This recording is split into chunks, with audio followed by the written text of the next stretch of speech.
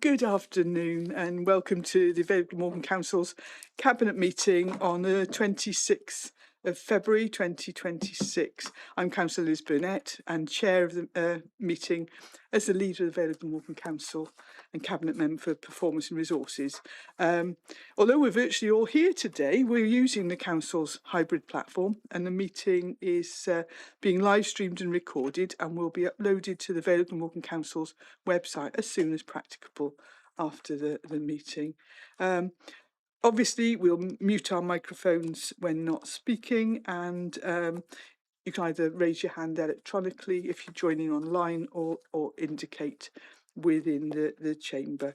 Again, we don't use the chat function except to contact officers. So those are the housekeeping notes. Without further ado, we can move on to the agenda proper. Agenda item 1 is apologies for absence. Well, I'm aware that we're either all here or in the online, so that's no apologies. Minutes of the meeting held on the 5th of February 2026. Can I move those as a true record? Yeah, and I'll second those. Thank you. Everybody's in agreement. Moving on to agenda item 3, that's declarations of interest and the nature of such interest. I haven't been alerted to any. No, thank you, Leader. There were none declared for this particular meeting. Super. Thank you. That's fine. And then we go on to references for this meeting. The first reference, well, actually, the first reference is related to school balances, and that's a reference from the Startwell Scrutiny Committee on the 19th of January. I'm aware that this topic actually also went to Governance and Audit this week, and so we'll likely have a reference back from then. It talked about the Audit Wales report that had 3 recommendations. That was about strengthening oversight and setting realistic milestones. It's about ensuring all schools submit robust recovery plans and clarify intervention criteria, and learning from other local authorities and applying additional actions to support. We are currently making progress in terms of reducing deficits, and I know that throughout the conversation in the meeting, excuse my papers getting messy.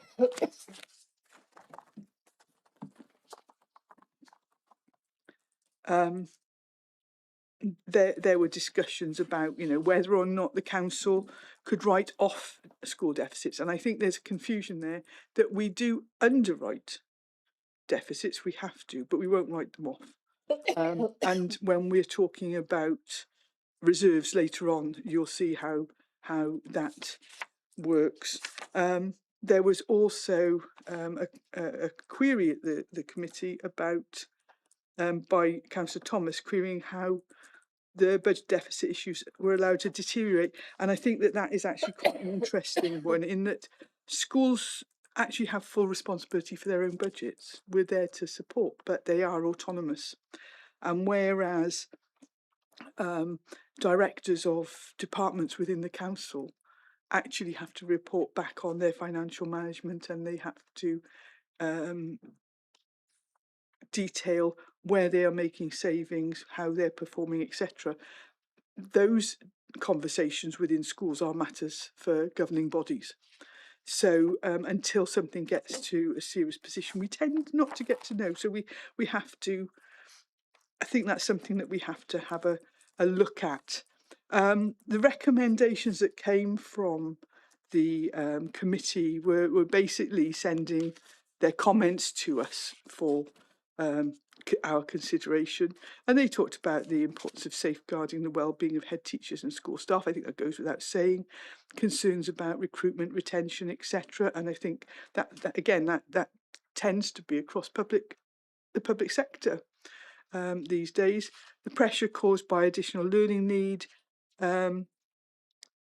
staffing needs and curriculum requirements. I think again that tends to be outlined within our budget, so it'll crop up again today.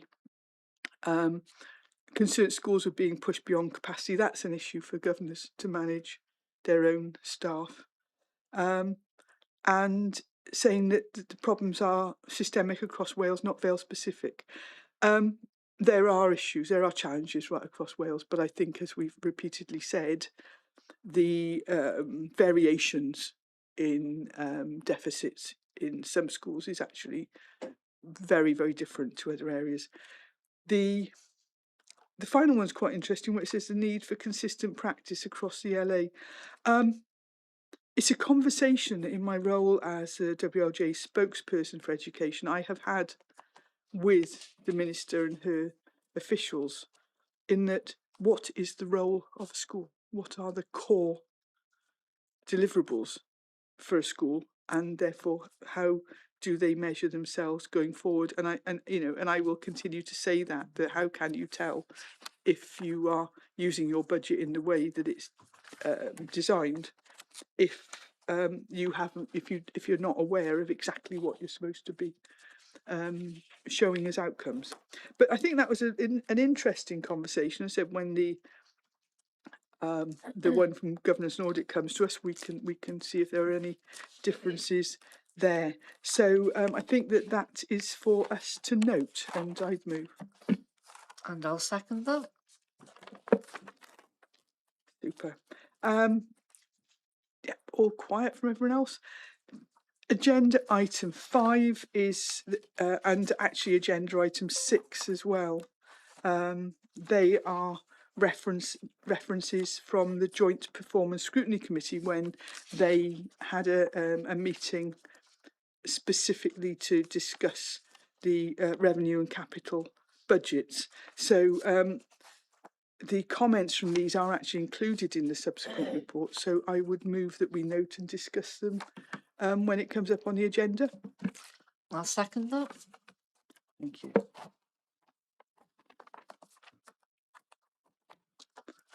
Agenda item 7 is the Q3 revenue monitoring report for 2025-26. This report actually is going to be going to Resources Scrutiny Committee. So and there will be a much more in-depth discussion of that. I can report on it, but we can discuss it more fully at that point. I think we have to say that it remains a challenge, although, as we'll see in the budget for next year, we do have some more options. We are continuing to report pressures in respect to children's and adult services, including council-run care homes.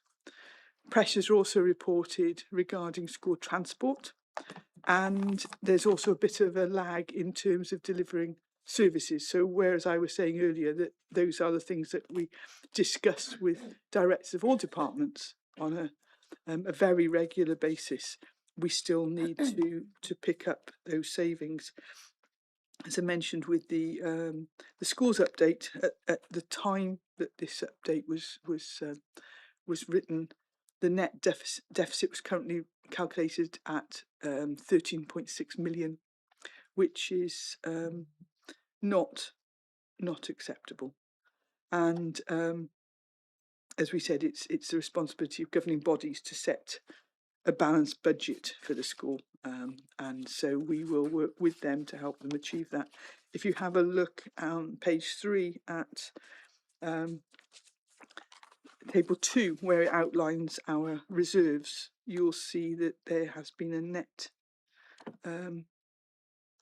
impact on schools of 8.8 million in terms of reserves, and so that means those are reserves that can't be used for anything else while they are being earmarked to cover the deficits from schools.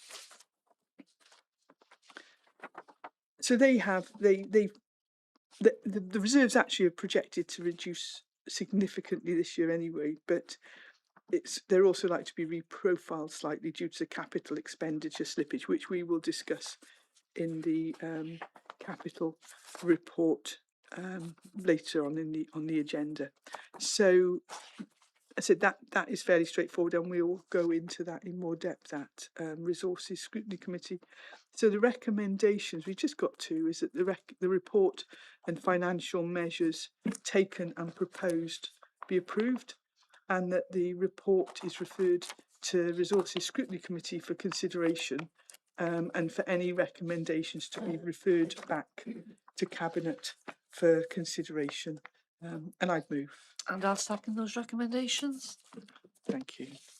So I'm just shuffling my papers around. Then we have capital monitoring for the period 1st of April, 2nd of December 2025.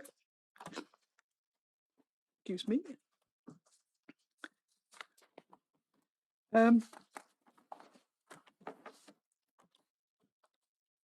It's actually, if you want to see the details by scheme, have a look at Appendix 1 on this report. And Appendix 2 provides a summary of the position by directorate from when it was approved in March this year right through to December.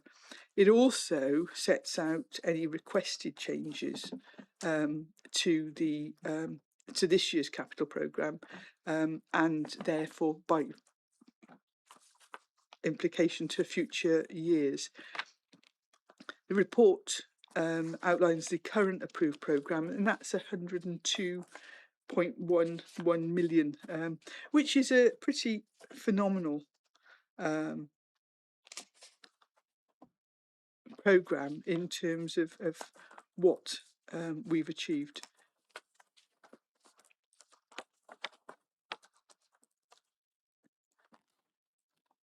At the moment, schemes are being closely monitored throughout the year to identify overspends, and slippage currently of about 12.144 million has been requested in this quarter's monitoring.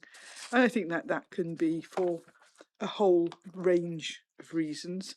It can be maybe we need to take a break while there's a glitch in supply of something. Maybe it is that we need to do a bit of value engineering if some prices have gone up. Sometimes there are issues to do with drainage schemes, which seem to be increasingly complex, but they are all outlined and they are all tracked very carefully. There are a number of schemes that are outlined in the report, which are being delivered in the current one, and they can be related to active travel. Currently, we've had funding from the Welsh Government on the Brilliant Basics scheme, and that's allowed us to refurbish the toilets at the two country parks, and that's been very popular and very welcome. We're having to make some changes to the capital programme, and there's some slippage of about 3 million within the housing improvement programme, and that's bringing schemes forward, and 1.5 million in respect to levelling up, but they are all outlined within the report.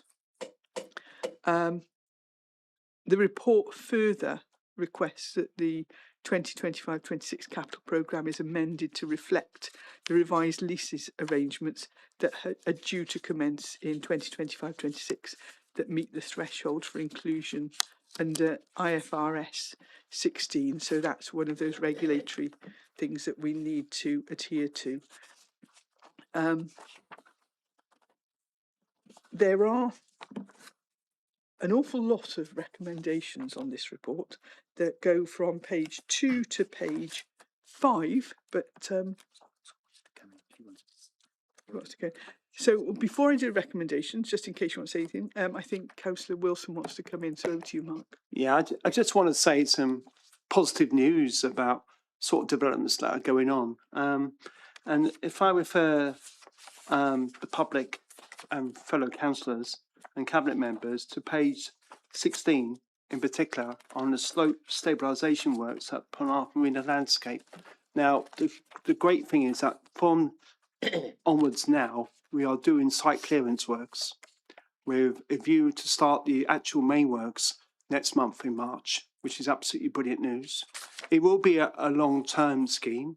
It will not be a quick scheme, but nevertheless, it's a scheme that is very much needed. The council's investing significant amounts of money here, and we're hoping for a really positive outcome. We've got some really good contractors on board here, and I'm looking forward to working on it. There will be some disruption, as people appreciate, but nevertheless, I think in the long term, it'd be something that is really, really worthwhile. And I say to the people who are residents down there, you've received letters. Any concerns, you're more than welcome to either email myself or the relevant officers, because that's important. And I am looking to do a site visit around the car park in Plus Pall Mall, which is where some of the boats are going to be relocated to look at how to improve the traffic in that area. But nevertheless, we're very much on the case. Super, thank you, Mark. Gwyn, Councillor John, did you want to come in? Yeah, I just wanted to mention, Leader, that they're not all carried forward schemes, because the one on page 4, for example, the S106 funding for Ham Lane East, Lantwood Major, Control Crossing, that scheme was finished last August. So, I mean, literally there's excess to the budget in that scheme, which is basically transferred back to the capital programme. So they're not all carried forward to misunderstand. Some people misunderstand this and think they're all outstanding, which that's not the case. Thank you. Thank you for raising that, Gwyn. I wasn't clear enough. Yes, it's in effect some of these schemes there are changes because they've been delivered under budget, which is always good news, isn't it? So thank you for bringing that up. And thank you, Mark, for the clarification. So yes, I'll come to the others when we get to the capital programme per se. So if we have a look at the recommendations, I'm going to précis them slightly, I think, because there's so many. First one is Cabinet is recommended to note the progress made on delivering the 2025-26 capital programme. Secondly, Cabinet is recommended to note the use of delegated authority as set out in the report. 3, Cabinet is recommended to note the use of emergency powers as detailed in Appendix 1, and we normally use those on agreed schemes to actually help the process move along. Cabinet 4, recommendation 4, Cabinet is recommended to approve the following changes to the 2025-26 capital programme and future years capital programme.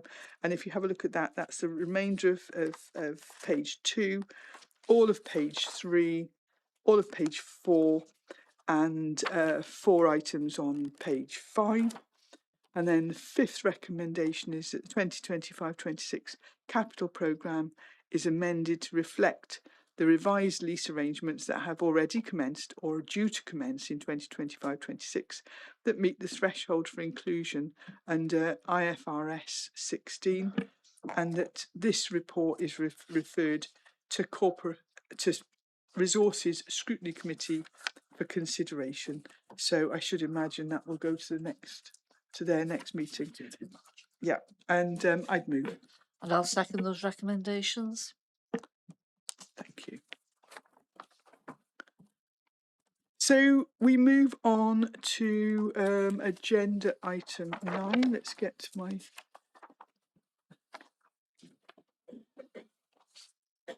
got myself getting completely confused with papers. The draft budget and the medium-term financial plan for 2026-27 to 2030-31. And this report sets out, as I said, the budget for next year and for the forthcoming years. And we need to meet a deadline for approval of a balanced budget on by the 9th of March, or approval on the 9th of March. We need to get it into the Welsh Government and be approved by the 11th of March statutory deadline.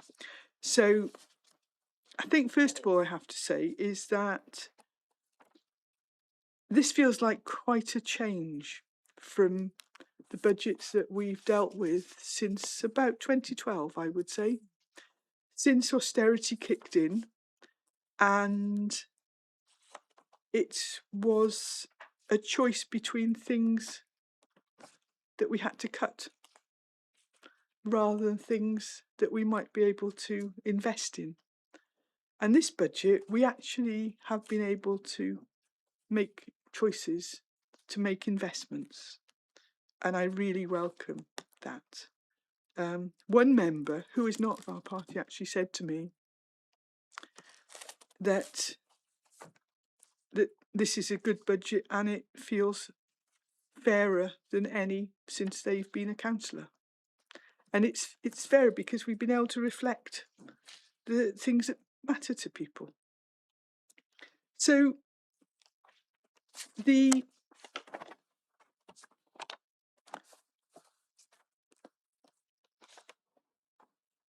we've still had to think about pressures, like any other council, in terms of additional learning needs, pay awards, homeschool transport, social services for adults and children, school finances, as we've just spoken about. But I think that what we've seen this year is, with the more positive settlement from Welsh Government, we have been able to keep savings that we need to make down to a reasonable amount, and manageable savings. We haven't had to make any cuts in our schools. We've actually been able to provide additional funding from schools. But we are a low-funded council, so there are always pressures on that.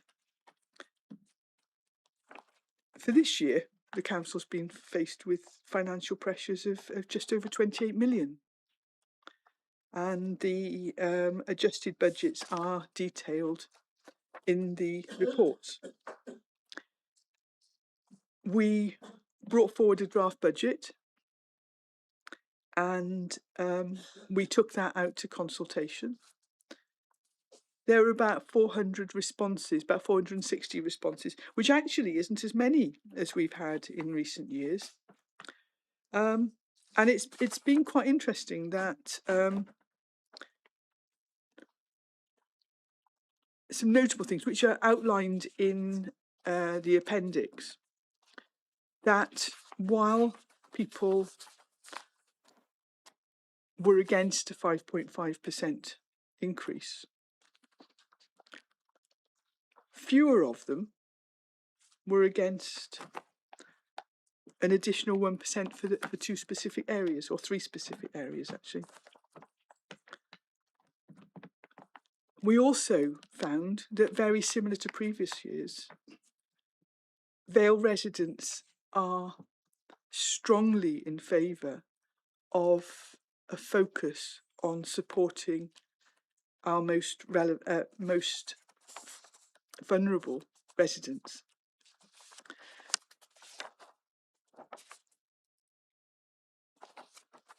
And that sort of left us with a bit of a conundrum. We brought forward the budget, as I said, based on a 5.5% increase, which we felt would allow us not only to meet the demands of our services, but also to invest in areas like our street scene, but we also said that people were very, very keen that we covered three specific areas. And we talked at length in scrutiny committee, etc., about the need to support rural buses, where people living in the rural Vale are quite isolated by very, very poor services, to support youth services, where our young people are facing sizable pressures going forward. And we also talked about looking at our parks and whether or not we ought to re-enter the Green Flag Park scheme.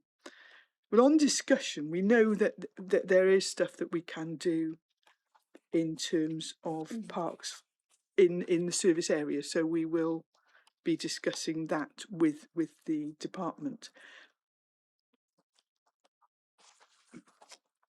But on interrogating the data from the consultation, we felt that there were people telling us that rural bus services and young people really did need our support. So in view of the fact that we had about 460 responses, we've been out and talked to young people and residents, and I've been to a number of schools so far. I've got more planned tomorrow and next week, and talking to the young people about what their thoughts were, because quite often young people don't respond to formal consultations like this. And we had really, really interesting conversations. They knew all about the cost of living crisis. They had really, really strong views about public transport. They understood the issues not only of getting out and about, but of actual safety, of standing around on bus stops for an hour at a time, waiting for the next bus.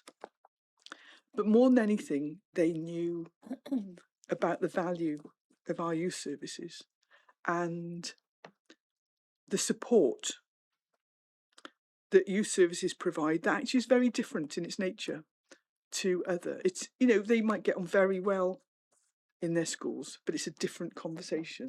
They run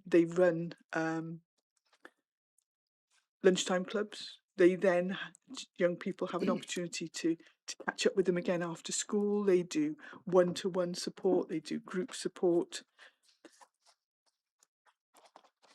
And they also are there for young people at times of challenge in their school career, when they might be becoming neat, sort of not in education, employment or training. And we actually have always had a very strong success rate in working with those young people and helping them onto their next stage of life. So while we will take forward the 5% proposal to full council for debate and decision, we in addition want to recommend to council that we keep that extra 1% in, which in essence is 31p a week for somebody in an average sized house. So that we can provide the level of support that I think we'd all want for our young people, and so that we can work towards providing public transport in our rural communities that most of us in Barry and the Eastern Vale tend to take for granted. So those are the two things that we will be taking forward. Now, as a result of that, I'm going to have to make some changes to the recommendations.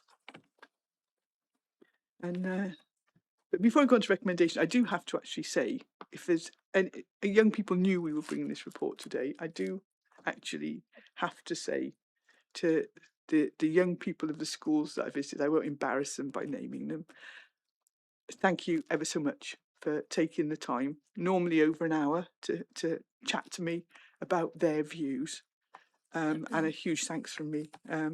And look forward to tomorrow, and that's in the more Western Vale, and some more next week. So the recommendations that we've gotten, bear with me while I move these around a bit. I'm going to put a line there because that's where I need to make it change. So the first recommendation is that Cabinet notes the updated financial position, and that's the updated financial position from the initial draft budget, because we have made some changes. Secondly, that Cabinet recommends that full council approves a council tax increase of 5.5%, and that is the base increase on the budget. But then I want to put in a recommendation 3, and that's that Cabinet further resolves to increase the council tax by an additional 1% to enable ring-fenced investment in youth services and rural transport. And that is ring fence, so that's only going to be used on that. That's why we wanted to bring it forward as a separate item. And with supplemental information to be produced to accompany the report for consideration by full council on the 9th of March. And so that's so that all members will have the full details to inform their debate on the 9th of March, to outline the relevant and necessary additional information to members to debate and reach a decision on a revised budget with council tax set ultimately at 6.5%, with the final decision resting with full council. And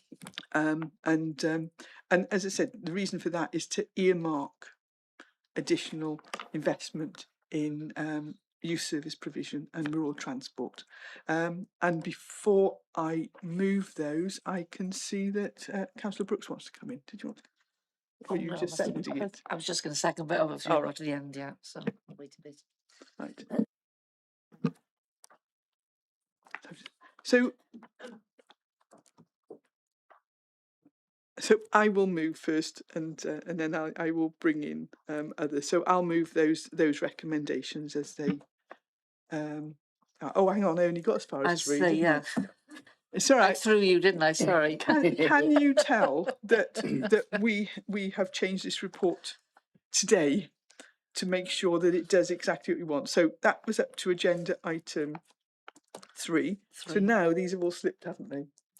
So agenda item 4 is that Cabinet recommends that full council approves the budget for 2026-27. 5 is that Cabinet notes the forecasts across the medium term to 2030-31 and the approach to deliver sustainable finances. 6, that Cabinet notes the realigned reserves which seek to match the risks the council now faces, and also notes the comments of the Section 151 officer on the adequacy of reserves and robustness of estimates in paragraphs 2106 and 2117. 7, that Cabinet notes the arrangements to put in place to ensure the delivery of the. Now, this is a typo.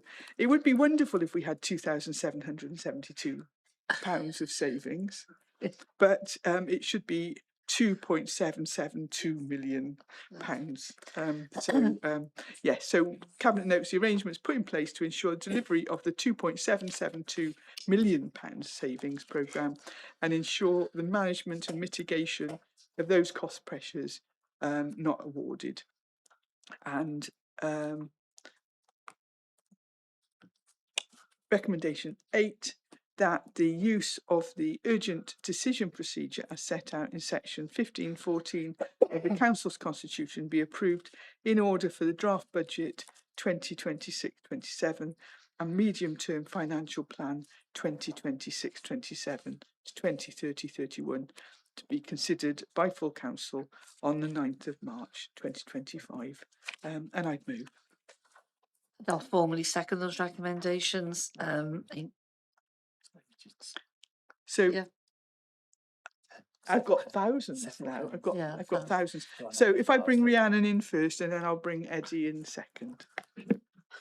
Thank you. Can I say how much I welcome this? It's so important that we are funding youth work properly because of the impact it has on young people's lives across the Vale.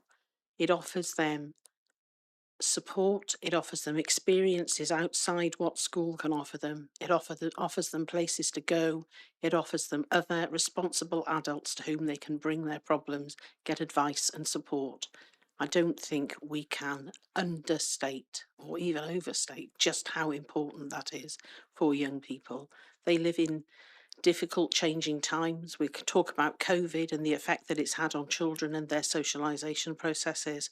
And I think that this is a very, very welcome step in the direction of, proper support for all of our young people.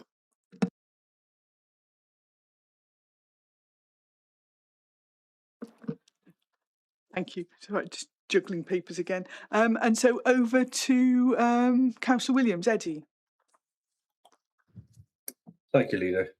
It's appropriate, isn't it, that as the social services is a main spend of the budget, that I do make some comments. I really appreciate it for, because it's clear on what the outgoings are and what the spends are on. And when you look at the items within different appendix, it's really interesting to see the different directorates, different service areas. And when we talk about, for example, I'll start with the adults first. There is an increased demand on the services that are required for old people. We've become the issues are more complex, but we're trying to keep people in their own homes, and that's had an impact on our budget as well. When you look at the placements that we utilise external providers, and we can't ignore the fact that there's been an increase in national insurance contributions, and we're trying to get providers to do the real living wage, and so those costs are increasing and putting pressure on social services as well. So we're trying to meet that, and it's difficult to say, but we're not meeting everything. With aspirations are there, but we're still being challenged, and you can see that within the report where we're trying to make cost savings as well. I just want to go back to this 1% for the youth services. We've seen an instance within the Vale in the last few months, and it could be argued that that's down to the lack of support the individuals have had. I know within the youth justice service, within the social services, that we're starting to get an increase in numbers that are offending or whatever. And the answer to that is we need to increase prevention. The youth service is the ideal tool for that, because they know the individuals, they're qualified, they understand them. And so for me, we need to provide an early prevention and intervention opportunities for those. So I would fully support that. And obviously, when it comes to the rural transport, being in the Western Vale, recognising, as we've done previously, and when we've had a shortfall on bus services, we've contributed additional council tax to enable us to keep a steady ground on providing those public services. So I'd like to do the same for the rural area. It may not take the same format as large buses and things like that, but to provide the facility, because generally when we look at the rural Vale, trying to get between the villages and the towns takes time, and much longer than it does within the major towns. So it's something which we need to focus on. So just need to say that I support this, both the 5.5 and the additional 1%. Thank you. Thank you, Eddie. And it is one of those areas where you think, you know, this is just so important. So we wanted to bring it forward separate, because it's not stuff that's actually already in our base budget. We do have some outline proposals from our youth services, which we can or we will circulate to members. I think in terms of the buses, the conversations that we've had in recent weeks demonstrates that this is actually quite a complex situation. In should we be exploring increases to sort of formally timetable services? Do we increase community transport? Do we get people to, say, the A48 where they can get on a half-hourly service? Or do we actually get, you know, do they need support to get to things like GP appointments and whatever? We have provided support historically with Green Links to Dinas Powys, where there is a Green Links caddy van available for helping people to get to the GP surgery. Is that something that we should do? We don't know, but we can't have that conversation until we've allocated the money. It's ring fenced. It will not be used for anything else. So that is an area that we think, or we are told, is really, really important to people, particularly in the Western Vale. So thank you all for your support. It's been moved, it's been seconded, and I don't have any dissent, so that's passed. I'm sure we will discuss it at much greater length when we get to full council. Thank you. Right. Going on to the next one. So I have so many bits of paper here that I will juggle. So agenda item 10 is the capital strategy 2026-27. And the final capital programme proposals 2026 to 27 through till 2030-31. I think when you look at table 1 on page 2 in the executive summary and see that the total programme for next year is listed at nigh on £139 million. And I know there are two things people are going to say. One is it's eye-watering. And the other thing is you'll never deliver that. And I think we have, you look at the capital monitoring programme, we won't deliver all of it, but we are ambitious. And when you look at what we've achieved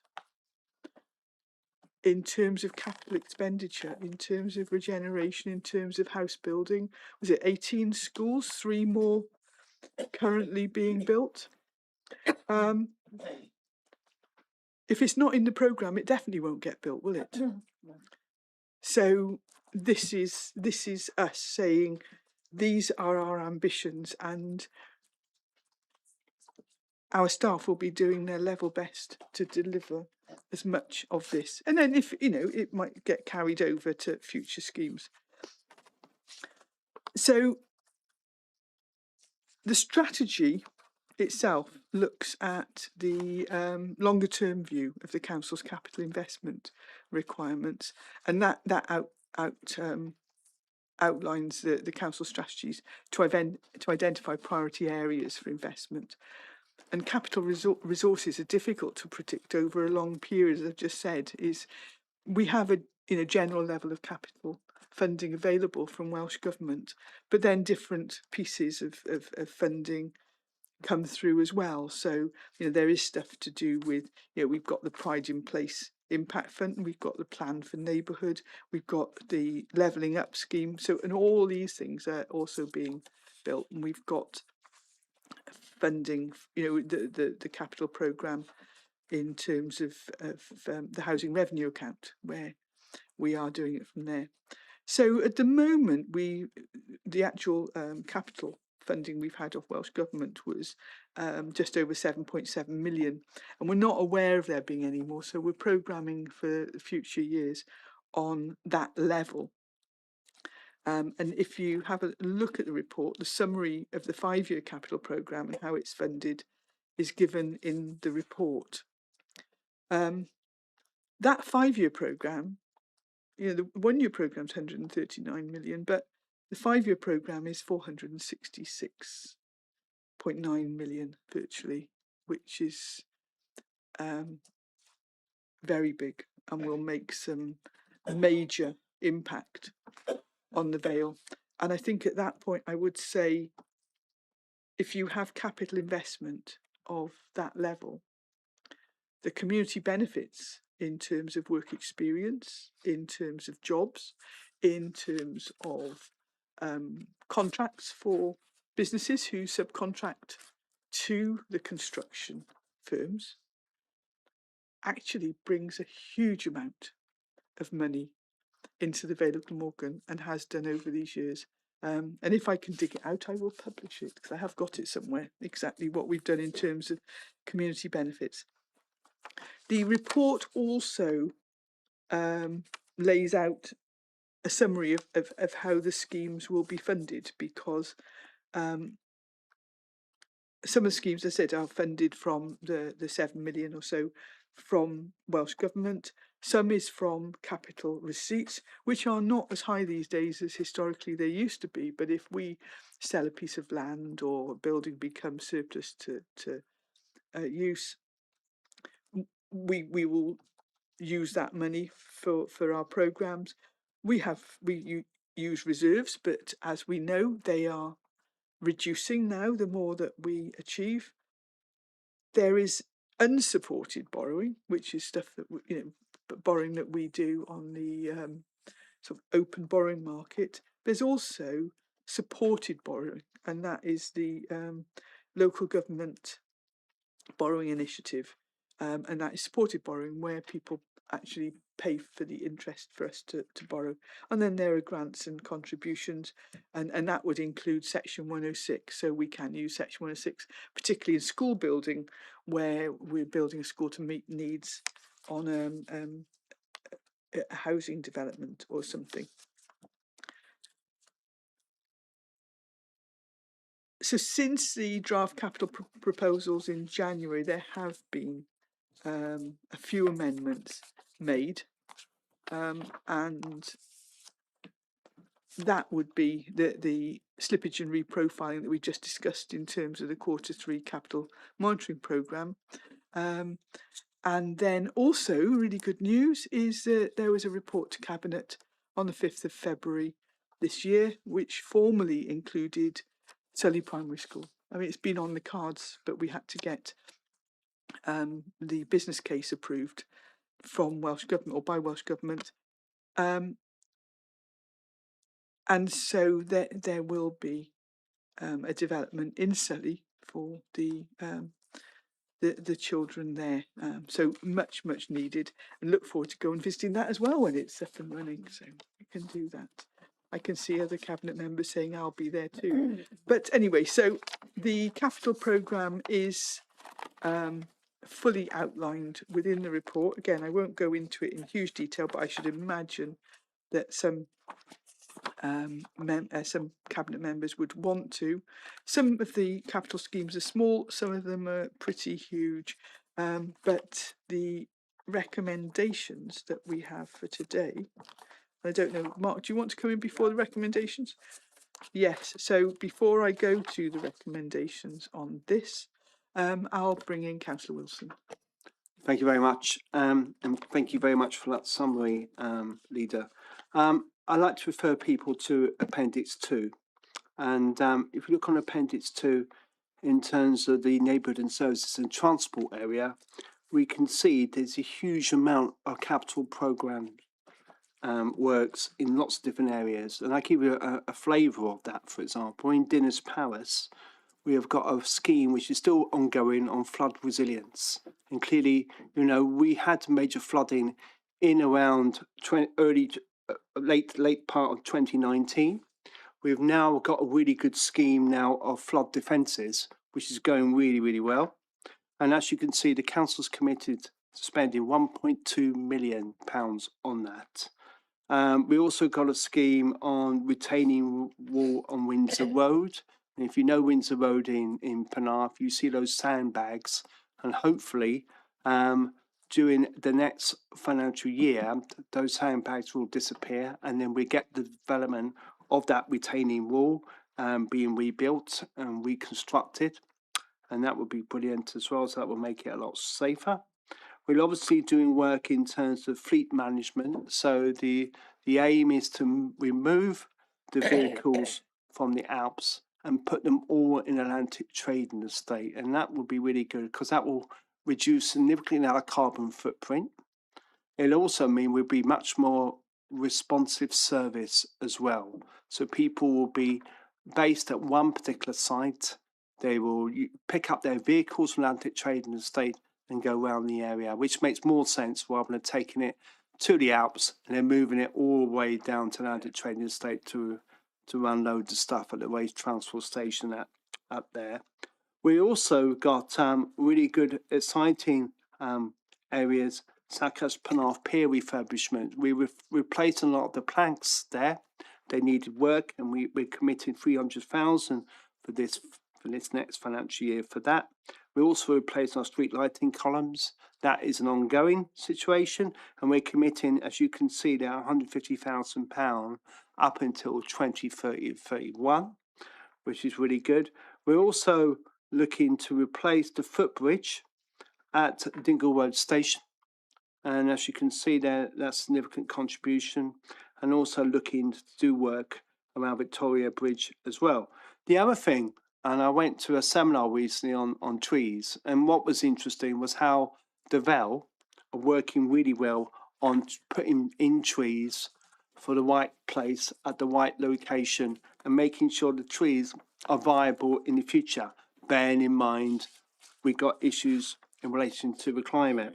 And as you can see there, we got a commitment of tree planting up until 2029. And I know so far we've committed quite a lot of money already to this programme. It's ongoing and we are doing our best.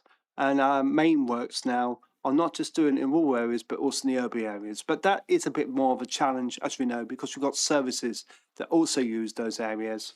But we are very much keen on increasing the canopy within the Vale Glamorgan, and we continue that challenge. So, you know, I think, can I also say, can I thank the officers who have worked really hard, not just on this report, but in other financial reports. The amount of work they do is absolutely amazing. I know they've gone well and above their contracted work that they do for the council to bring this to us. And can I thank them and also the officers behind them for the sheer detail and, you know, and perseverance of doing this, because none of this is easy or straightforward.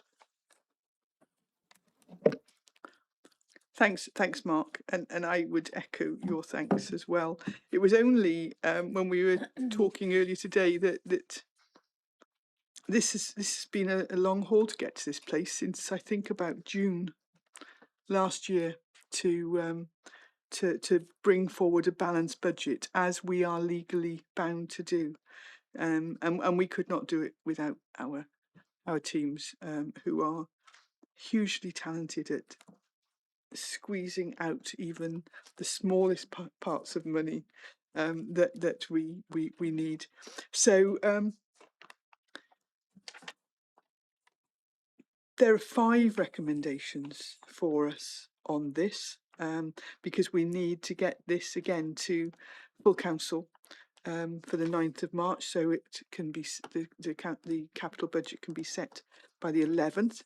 So recommendation 1 is that Cabinet recommend to Council that the Capital Strategy 2026-27 as set out in Appendix 1 is approved. That Capital recommend to Council that the final capital programme for the years 2026-27 and 2030-31 as set out in Appendix 2 is approved. 3, that Cabinet recommend to Council that the officers have the authority to via £10,000 or below between schemes that are already approved within the 5-year capital programme. So that's they can make minor tweaks with one underspends and one's overspending slightly.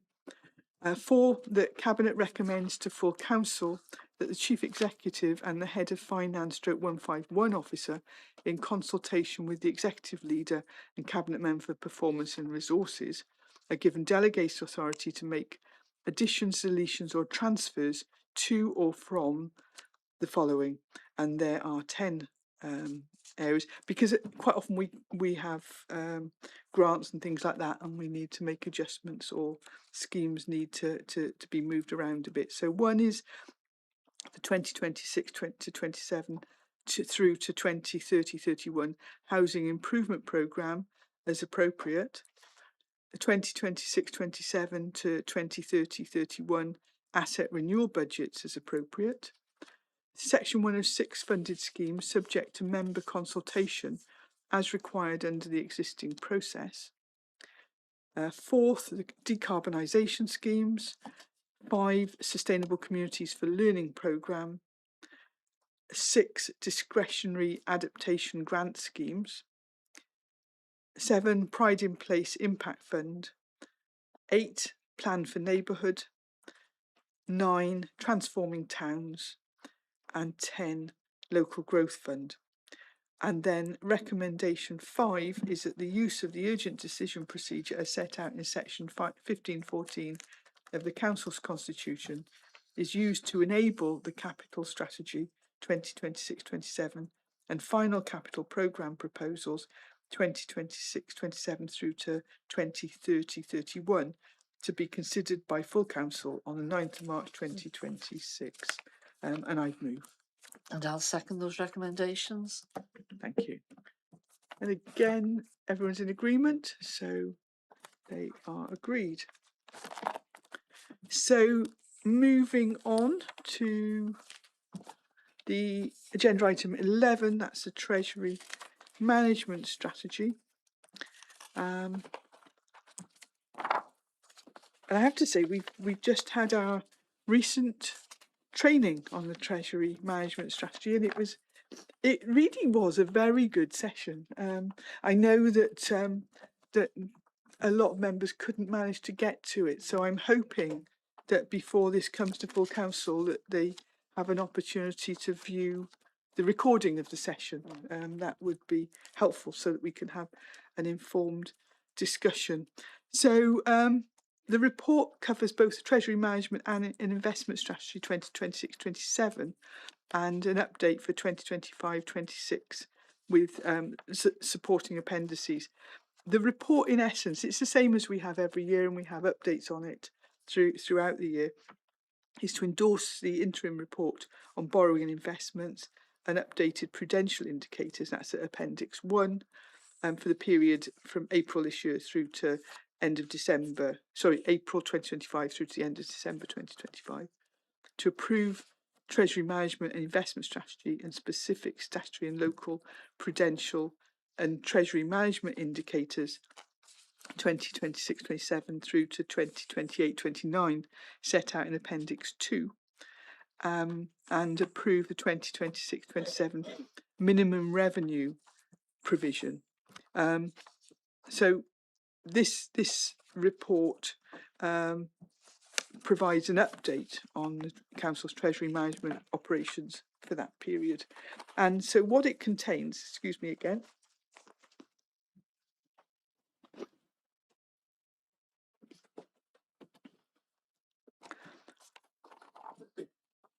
the Appendix 1, it actually goes through the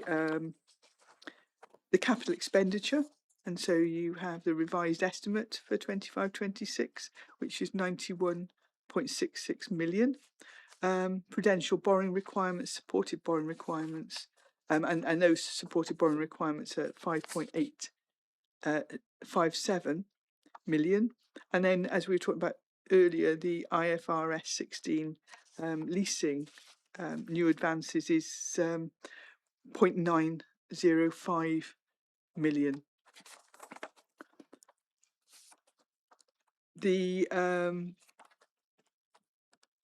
report also outlines borrowing, it outlines our investments and our prudential indicators. So in essence, it is what we have financially, what we are investing, what we are borrowing, and are we doing it properly to meet the various requirements that are placed on us as a local authority. And as I said, we'll go through this in greater depth when this goes to full council. The strategy, Treasury Management Strategy, which has got the minimum revenue provision and investment strategy for 2026-27, that's at Appendix 2. That actually has got an awful lot of information in there in terms of our reporting requirements, because we adhere to the CIPFA Code of Practice, statute, prudential and Treasury indicators, Treasury Management training, and that's a summary of training needs for our officers and council members, which I said we had training the other day. Economic background, so that's a summary of the market conditions, so it's sort of the environment in which we are currently operating. Prospects for interest rates, because if we are either borrowing or investing, we need to know what's going to happen with our money. Balance sheet projections, capital expenditure, and as I said, the capital expenditure is estimated at 138.926 million for 2026-27. But as I said, that will be subject to review by officers. In terms of borrowing, we are still in what's called an under-borrowed position, so we don't borrow absolutely everything that we can. And there are estimates within the report in terms of our capital finance requirement, any external debt outstanding, the consolidated rate on borrowing, which is 4.32% for next year. What we'll need to borrow, because on a few of our schools now we need to borrow to be able to deliver them. And then it goes on to the minimum revenue provision as well. In terms of our investments, we are and remain very prudent in our investments. It's essential that we don't risk any investments, so that we would leave the council in a worse financial state.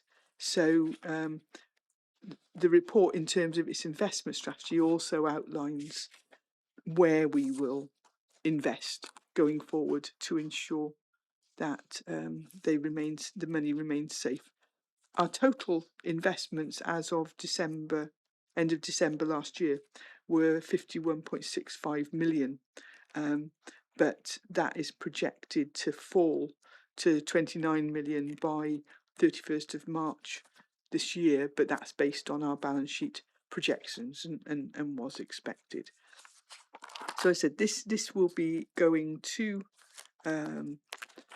full council for approval.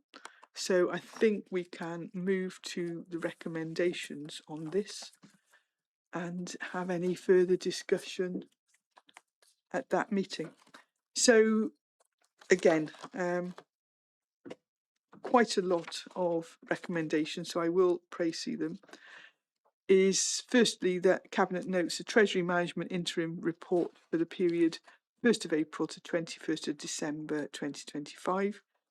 Secondly, that Cabinet approves the policy for making minimum revenue provision in 2026-27. Thirdly, that Cabinet recommends that Council approves the proposed 2026-27 Treasury Management and Investment Strategy, including the following specific resolutions detailed in Appendix 2. And there you have 1, 2, 3, 4, 5, 6 bullets, and they are not changed, so we'll take those as written. Recommendation 4 is that Cabinet approves the prudential indicators set out in Appendix 1 and 2. 5, that Cabinet recommends to full council that delegated authority be given to the Head of Finance Section 151 officer to approve the Treasury Management Policy Statement and Treasury Management Practices. 6, that Cabinet recommends to full council that delegated authority be given as set out in paragraph 2.34 to enable the assigned officers to place investments with the debt management account deposit facility in line with the daily cash flow projections. And finally, that the use of the urgent decision procedure as set out in section 1514 of the Council's Constitution be approved in order for the Treasury Management and Investment Strategy 2026-27, an update for 2025-26 to be considered by full council on the 9th of March 2026. And I'm happy to move. I'll second those recommendations. Thank you.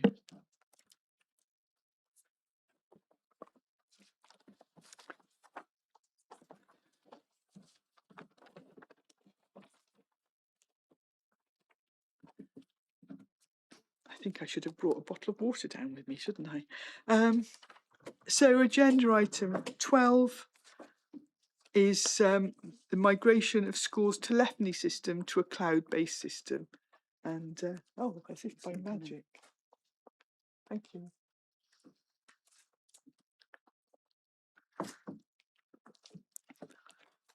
Last time I did that in a meeting, I threw it down myself. But so this is to seek Cabinet's approval to progress procurement of the migration of the council's schools telephony service from the existing on-premise Cisco Unified Communications Manager platform to a cloud-based telephony system. So in effect, it's moving into the modern world in terms of telephony, and the council, we currently provide a service to 38 schools using centrally managed on-premise software, and we seek Cabinet approval to migrate local authority maintained schools to a modern, resilient cloud telephony platform. In essence, it's because the current systems are at end of life, and the proposal is that we go to a new system aligned to the council's digital strategy and the Wellbeing of Future Generations Act 2015. The change will improve service resilience, safeguarding, management insight and user experience while delivering predictable costs and reducing technical debt. And I think what is really interesting is the fact that the savings at the moment are expected to be in excess of £200,000, which we will know that's the 5-year savings, which we will know as we move forward in the procurement process. But this is another area which the schools pay for, which will actually help them with their finances.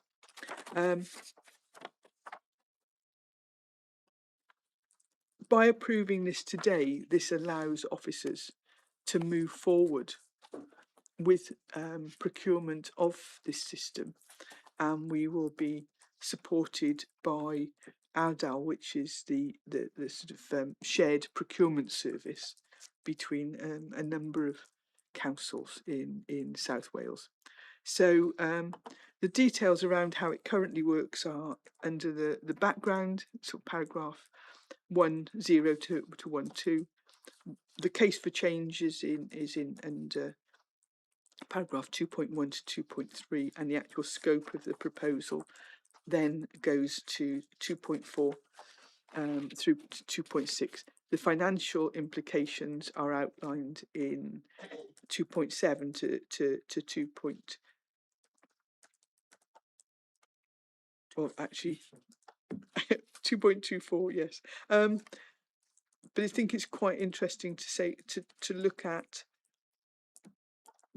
We'll be looking for a 3-year core contract with the option to extend for 1 extra year, and how we will be managing the migration out of hours to ensure that there is no disruption during the working day for the schools. So as I said, we just need to get this up and running so officers can start the process of procuring a system. And so we just have 5 recommendations before us. The first one, that Cabinet approves the progression to procurement of a cloud-based telephony solution for schools currently using the corporate Cisco Unified Communications Manager platform. 2, the use of the council's urgent decision procedure as set out in section 1514 of the council's constitution be agreed to ensure the tender can be let on the planned date of the 2nd of March. So we want to actually put the tender out to ensure the project can be delivered by October 26. 3, that Cabinet approves the use of the digital reserve drawdown to fund one-off implementation and any essential handset replacement costs on the basis that savings generated over the 5-year period will replenish the reserve to the level of the drawdown. 4, that the Director of Corporate Resources, in consultation with the Executive Leader, Cabinet Member for Performance and Resources, and the Monitoring Officer, Head of Legal and Democratic Services, be authorised to finalise the procurement approach and contract award, agree contract terms within an anticipated 3 + 1 + 1 year arrangement, and ensure appropriate safeguards around cost control, data protection and exit provisions.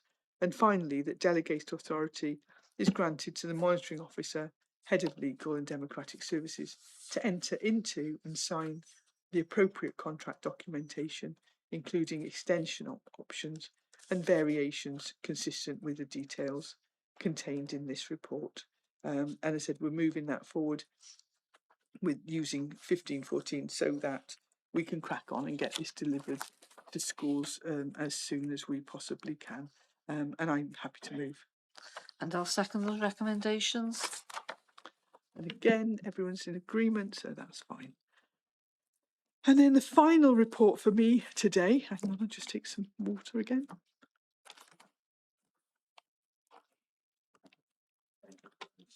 Is the Democracy and Boundary Commission Cymru Vale Glamorgan Electoral Arrangements Review final recommendations. And this has come before us numerous times for conversation, for consultation, for comment, etc.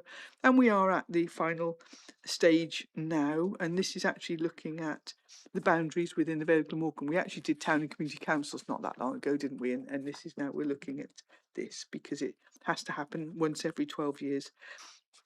And they look at things like the number of members to be elected in any electoral ward, the name of the electoral ward, etc. The Community Liaison Committee considered a report relating to it, and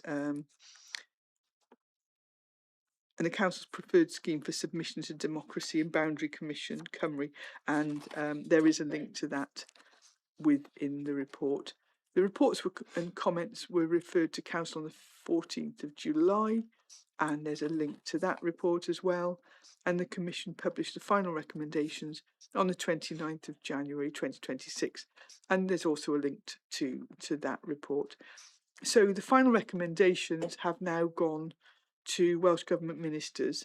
So if there are any future comments concerning the Commission's final recommendations, they should now be addressed to Welsh Government and submitted no later than the 12th of March 2026. So we are going to take this to full council on the 9th of March for final ratification, and but with the note that anyone who currently now wants to make comments needs to make those comments to Welsh Government ministers. So very simple recommendations on this. That's at the final recommendations as set in paragraphs 2.1 to 210 of this report be noted. Secondly, that Cabinet recommends to full council that the final recommendations are accepted and that this is conveyed to Welsh ministers in advance of the 12th of March 2026. And thirdly, that the report be referred to full council on the 9th of March 2026 for consideration. I'm just going to check. We don't need 1514, do we? Consistency. Yes. So we will also, hang on.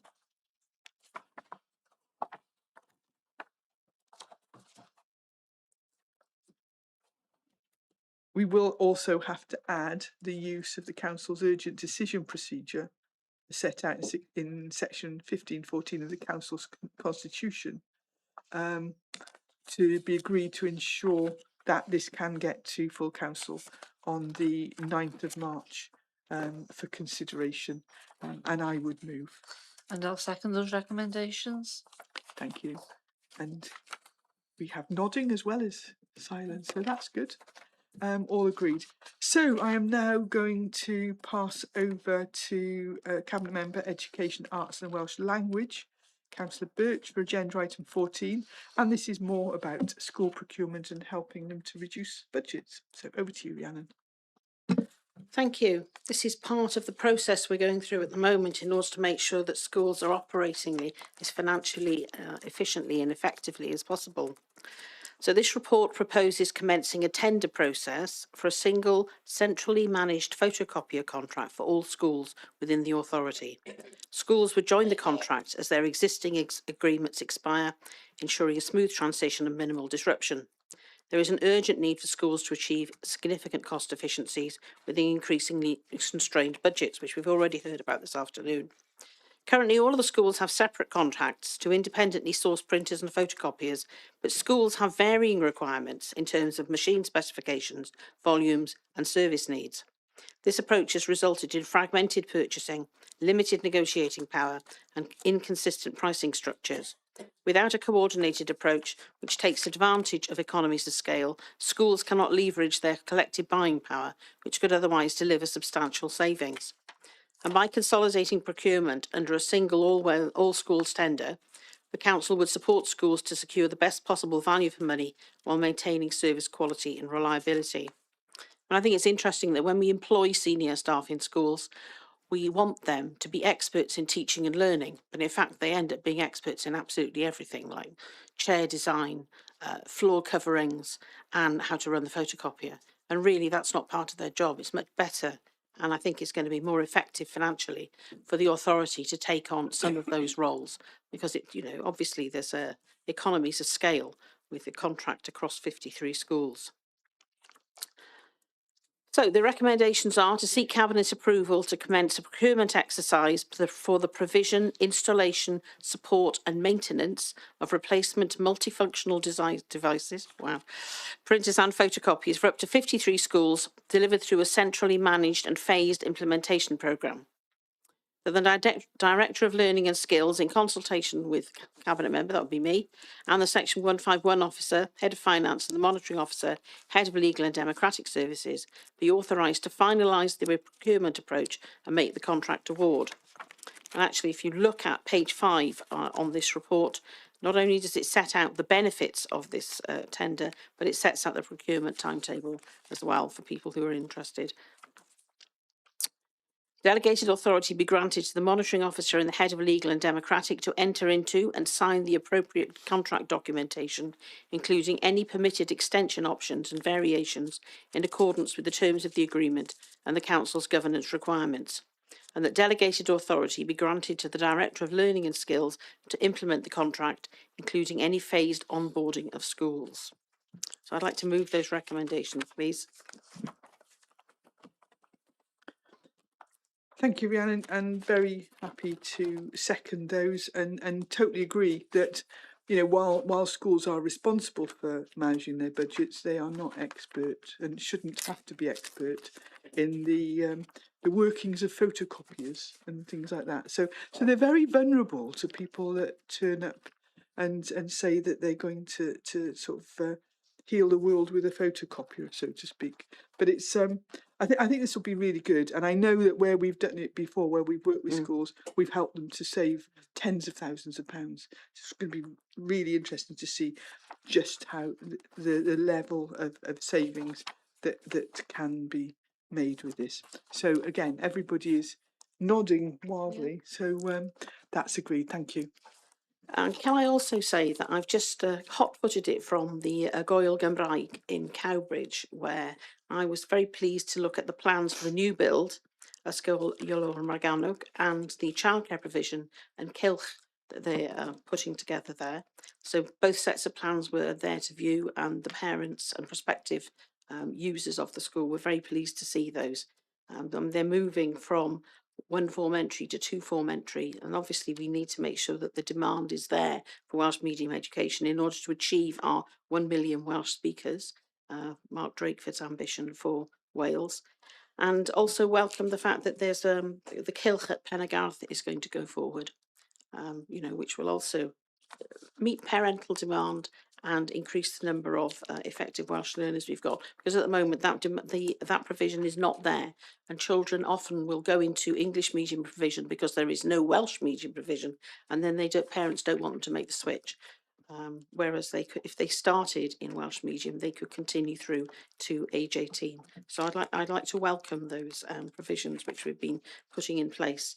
And met the head, she was very excited. The idea of having a new school to start in September 27. I saw the plans and we talked about toilets endlessly, which may not sound interesting to us, but to someone who deals with the under 11s is really important. So yes, I'd like to commend those plans to anybody that wants to have a look at them. Thank you. Thank you. And tomorrow we get to go and visit 2 building sites, don't we, to go and look at our 2 schools that are in the process of being built.